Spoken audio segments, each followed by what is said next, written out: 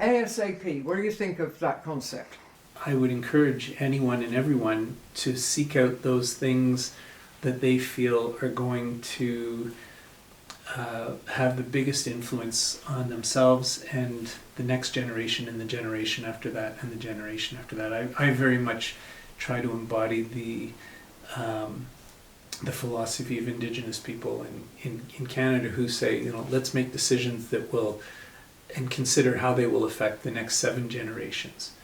Is there one action that you would choose, you know, the most important one for you? So the first thing that comes to mind is political representation, because there are people in this world who've given an enormous amount of thought to which initiatives and will ensure sustainability over the long term. For me, there isn't an option. Whether it's too late or not is irrelevant.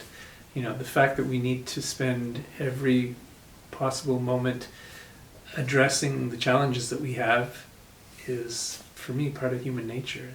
And we're going to reduce fossil fuel emissions by 43% by 2030.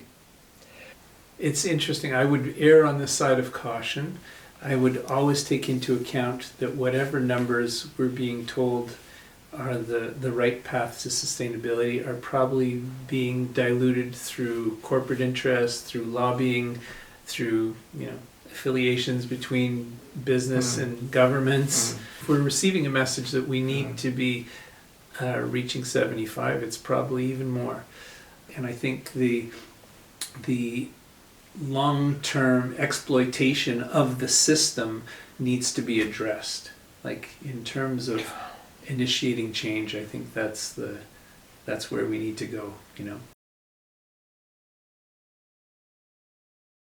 I'm acutely aware of the impacts of flying, and you know, when your family is far away and there is really only one means of transportation to get there, it's a tricky road to navigate. And yeah, I don't have an answer. I'm hopeful that, you know, in the future at some point there will be technologies that are far less polluting and harmful to the environment and contribute less to climate change, but we're not there at this point. So I think very few people realize that their happiness and their enjoyment is not a function of the exotic locations. I've traveled around the world, full disclosure, but you know, really what has brought me the greatest joy is connecting with people in all these places and having, you know,